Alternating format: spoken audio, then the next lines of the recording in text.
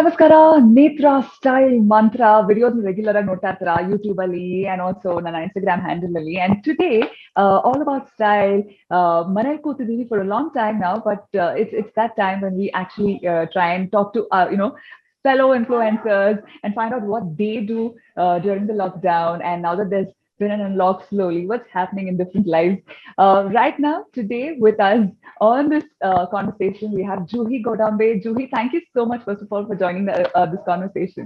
Of course, this is so exciting. Thank you so much for joining in. Tell me, ever since the pandemic just, happened, what's happening in your life? You've been actively creating content on YouTube and you've also just gotten married. There's this Right. whole shift that's just happened in your life. How is life treating you? Oh my God, life has definitely taken like a 360 on me.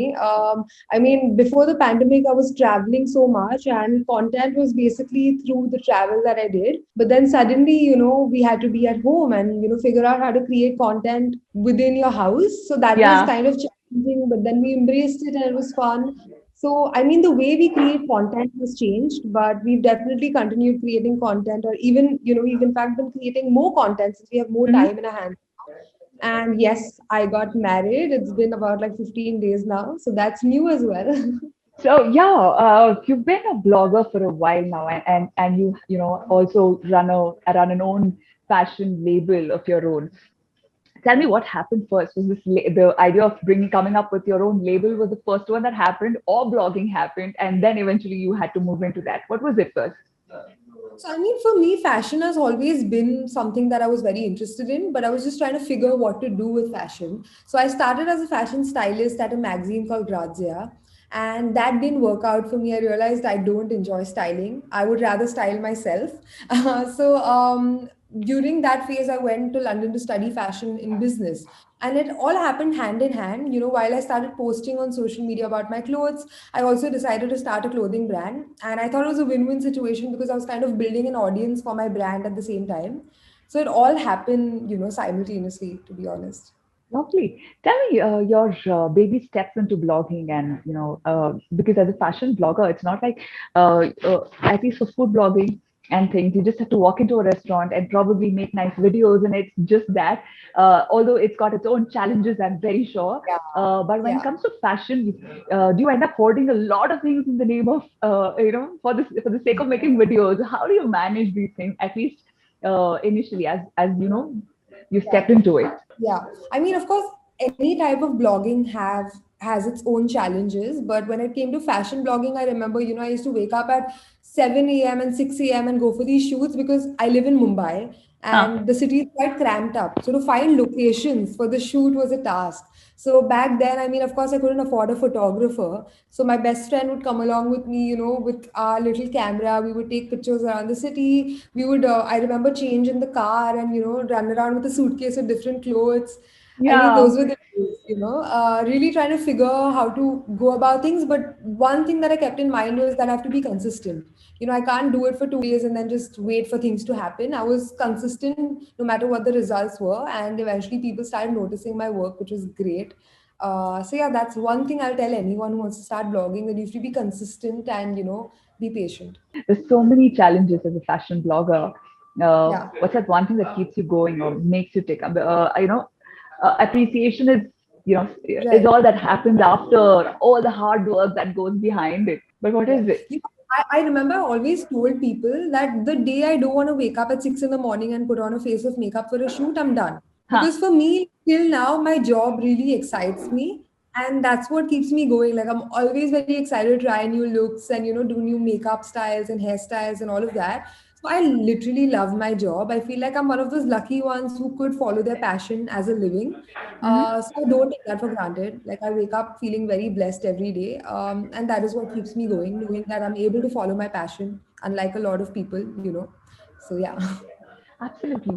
So you just got married very recently, and that too amidst the pandemic, where obviously for all right reasons you couldn't have a larger gathering, but in terms of the fashion or what you need to wear for your wedding, I'm sure you would have planned this years in advance, or at least you have something in mind on what or how your ensemble needs to be for the wedding. Tell me what worked out and what didn't work out for the wedding in terms of your own I song. mean, I mean, it's true. I was one of those girls who had her outfit planned out way in advance. I remember like around 10 years ago, I saw this lehenga in a magazine, and it was a Sabyasachi lehenga. And I told my mom that, I'm going to wear a Sabya lehenga on my wedding no matter what. So that happened. But I mean, I was going to wear this red lehenga because I wanted to get married in Rajasthan, and that Ah, didn't happen.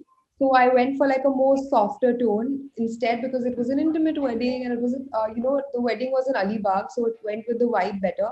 So that changed the kind of lehenga I went for change, but then I stuck to the design I always wanted to wear for my wedding day. And the other clothes, I mean, we had themes for the functions. Like for the Sangeet, it was super glam. So it was a Falguni Shane outfit. And for the Mehndi, it was a bohemian vibe. So Payal Singhal did the look because she's very, like her aesthetic is very bohemian. So it played out with the themes that we had. thought of getting in touch with you today is to, get some tips and tricks in terms of styling, some Indian and, Indian outfit, in the most contemporary style and stuff. So yeah, what are the hacks that you can suggest, especially when it comes to Indian wear? So, I mean, one thing I would suggest is, invest in pieces that you can wear again and again in different ways. Of course, when you're a city girl, your lifestyle is really different. You're not going to keep wearing those outfits often. But when you do, you want to wear it in a cool way. So, always invest in pieces that are pieces that you can wear again. For example, if you buy a white lehenga, you can always mix it up. You can wear it with a white dupatta or maybe put like a pop of pink on it and, switch it up. You can go for like a very minimal look or maybe go all out with your makeup. So for me, it's all about experimenting with the different drapes that you can do with the dupatta or the kind of colors you can use with like a more neutral tone. So it's all about building your outfit and figuring out how you can use your outfits again.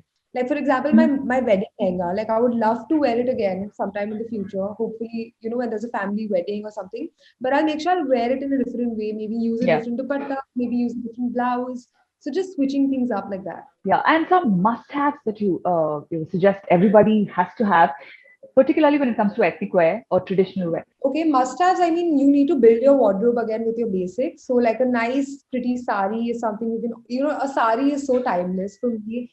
Whenever there's an event that suddenly come up and I don't know what to wear, my go-to is a sari. You can literally just wear it with a crop top Yeah. on your. Sari is something that's a must. You can have it in maybe like a more neutral tone and also pop of color. A metallic sari. Then again, like a basic white kurta pajama is something that's fab. You can literally wear it in a more westernized manner with silver jewelry or maybe Indianize it with Indian jewelry. So yeah, a white kurta pajama, a sari, and of course like a lehenga for weddings that you have to attend. So I would recommend go for a neutral lehenga that you can build up or tone it down based on where you're going. Yeah. Something that you've cherished, a piece of garment that you've preserved for years, or something that you've gotten from your grandmother or mother. Is there something that you preserve like that? Okay, so first of all, I have to put this out there. Like for me, I got into fashion because of my mom. Like for Ah, me, my mom is such an icon. She was my, style inspiration, my fashion inspiration. So my mom's wardrobe is something that I thrive on. Like I mhm. literally, when I was a kid, I remember I would go steal like her dupattas and all that and do something with it. So everything that my mom owns, to be honest, is something that I would cherish forever. And Uh-huh. my dadi used to wear these mal saris, like really soft cotton Ah, saris. So, I love those. Like, there's a very casual Indian event that I have to go for. I would, wear my dadi's sari and of course wear it for my wedding. so, as a blogger, we end up trying different looks and different outfits and ways of, trying to, better an outfit. Is there a certain look that you tried for the sake of blogging, but you could never wear it outside? We most of us we end up, try to do something crazy for the sake of pictures and I tell videos. you what, this happened to me in my initial days because that's Uh-huh. when I was honestly trying hard to, Yeah. make like kind of get noticed. So those were the days when I really tried and experimented. But now I've become very comfortable with my style. Like as I've grown older, I've realized that, fashion is all about being comfortable. Because I remember I used to go to events wearing something I'm not comfortable in. Then I was constantly like pulling my dress or, trying Uh, to fix something and you yeah. look very uncomfortable and then it shows that you're not confident. So fashion and confidence kind of go hand in hand. So with time, I've realized that doesn't work. But back then, oh my God, I've done so many looks that I wish I didn't. But you learn, right? Yeah, yeah, absolutely. And I think right from footwear to the things that you wear with age, you kind of understand the importance of being comfortable. And Comfortable. yeah, yeah. Because I think I remember going and picking up footwear from random stores in streets just because they looked good. And then, yeah. So now it's all, the whole thing there's been a paradigm shift in the way Have to we be comfortable. You have it has to be comfortable, absolutely. As a blogger and also running a label of your own, what are the things that initially when you started off, you wish you knew as somebody who started her own line of clothing? Uh, yeah. Things that you knew that you wished you knew earlier. I mean, when I started my line of clothing, one thing I wish I knew was that it takes time. You have to be patient. Any business is like a little baby. You have to give it time. You have to nourish it, and eventually you will see the results. So it took me like 2 to 3 years for the business to get established, and patience is key. And the Hmm. same applies to blogging. Like when I started blogging, I realized that the more patient I was, the more consistent I was. It worked out for me. So I feel it's the same rule that applies to my business and the blog. Mhm. Being patient, consistent. What's happening in that front now? With my brand, we're currently working on a new collection. So of course, just like any other business, the pandemic really affected us because we make our fabrics within India, and our whole production had stopped and stuff like that. Just last month, our fabrics came into the office, and now we're working on a new collection, which is very exciting. So yeah, we're currently building a new collection. Hopefully, it should be out soon, which I'm really focused on right now. So But no. tell me about your blogging. How's the response been at home? Was it, did you get stares earlier, like initially when you started off? How was it really? So honestly, like when I started out, I was a very shy girl. Like I was a very reserved girl. And when it comes to blogging, you have to be someone who's kind of confident to put yourself Hmm. out there. So initially, I was very scared, thinking about what people would think. But for me, luckily, my family is so supportive. Even back then, my parents didn't know what blogging was, to be honest. Just recently, people have started understanding what this even is. So back Hmm. then, my parents had no idea what I did, but still, they were super supportive. They helped me out. They were just letting me do my thing, and that was the most important part for me when I was building my career, because if you have a family support, nothing like it. So that kind of gave me the confidence to go pursue it even more and be at it. So I'm very grateful for the fact that my family was so supportive. Yeah. In fact, I've heard this from a lot of bloggers for that matter, who are essentially very introverted. But I think blogging has given that platform for them to come out and, actually show what they, think is right and actually express themselves better in terms of pictures or I fashion or never in things. a million years thought that I would be able to do a TED talk and all of that, and I did like a few years ago. So public speaking was something that was just impossible to me when I just started out. But now I feel I'm confident in my own skin, and my job has made me that confident person, which I'm very grateful for. So yeah. Yeah. So, while we're talking about it, your most favorite blog that you did in terms of the content and anything that you're very proud of, which was that? So there are a couple, but I feel one that I really felt proud about was the time I went to New York Fashion Week for the first time.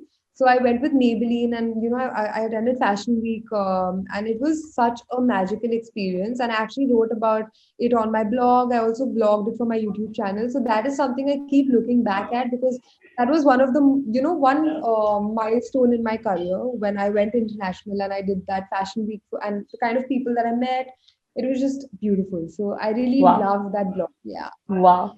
Your first brand collab, do you remember? Oh yeah, of course. So my first brand collab was with Lakme Fashion Week. Ah, I had no idea what I was doing, but I was there. And I also was trying to figure why they picked me, but they did. And it all happened. Yeah, so it was Lakme Fashion Week. wow. How many years ago was this? Oh, this was like, I think 6, 7 years ago. So it's Ah, been a while. yeah, wow. Okay, and quite a journey it's been, I'm sure. Yeah, quite a bit. Yeah. Yeah. So for girls who want to get into blogging, vlogging and things, your advice and suggestions, what would that be? But don't overthink it because I started blogging when I was 21, but I wanted to start it back, like way back, and I wish I did. Imagine if I started it even before that. So Mhm. don't overthink it. You're just wasting time. It's always best to give it a go because till the time you don't give it a shot, you won't know if you're enjoying it or not. Like for example, for me, Mhm. I tried my hand at fashion styling. I understood I didn't like it, and luckily I could move forward to something else. So similarly, make sure that you give it a go. Don't overthink it. And then if it's for you, great. If it's not for you, then you can move on and do something else. Yeah, I think it's a lot. That's a very valid advice because we end up overthinking so much. We want everything to be perfect in its actual sense, Exactly. right? And in Exactly. that And most thing of of the time we're wanting to always be thinking what, perfect, yeah. yeah, And we're always thinking what someone would think of us. So we're wasting time on that because you shouldn't really care about what someone else would think about you. Just focus on you. And I know it's very difficult to do, but just do it and it'll work out absolutely, in your favor. Yeah. absolutely. So yes, the newly wed couple heading to Russia. What are the things that you're packing for Russia now? God. So the thing is, my visa just came this morning, and Huh. I'm leaving day after. So up until now, I didn't even know if I was going or not. And it's been quite busy, like because I took a break from like during the wedding. Now there are so many projects that are lined up, so we've been shooting literally every single day. So I've not had any time. So hopefully I'll start packing tomorrow. So as of now, I don't have a bag packed for Russia just yet, but we'll see. Ah, um, I don't have a bag as yet. I'm just gonna start packing tomorrow. all the very best for that packing and all the very best for the trip. I'm so Thank you. excited somebody's traveling. Yeah. Thank you. So, before I let you go, Juhi, is there anything that you would like to share in terms of, the tips and tricks or, as an advice that you would want to give? Please go ahead. So when it comes to fashion, one important tip I would give is try to find what your fashion style and aesthetic is. Like, don't try to do what someone else is doing just because they're good at it or if it looks good on them. Everyone's body is different. Everyone's beautiful in their own way. So just try to figure what works for you. And that to me is, a good sense of style and fashion. Like, you don't have to worry about what's in trend or just try to experiment with your own, just try to be comfortable in what you're wearing, and that's fashion to me. So figure out what your style is, don't worry about what others are doing, and yeah, keep at it. Perfect. Thank you so much, Juhi, for taking the time out, and it was a lovely conversation. I just hope people, had some takeouts out of this, and for those who are actually, looking at blogging as a career, the youngsters, the Gen Z, I hope it just Right. helped them. Yeah, I hope as well. Thank you so much for having me. This was so much fun. Thank you so much, and have a nice and safe trip. We'll see you back You again. Thank you so much, Juhi. Take care. Stay safe. too. Thank you. Take care. Bye. Yeah. Radio City.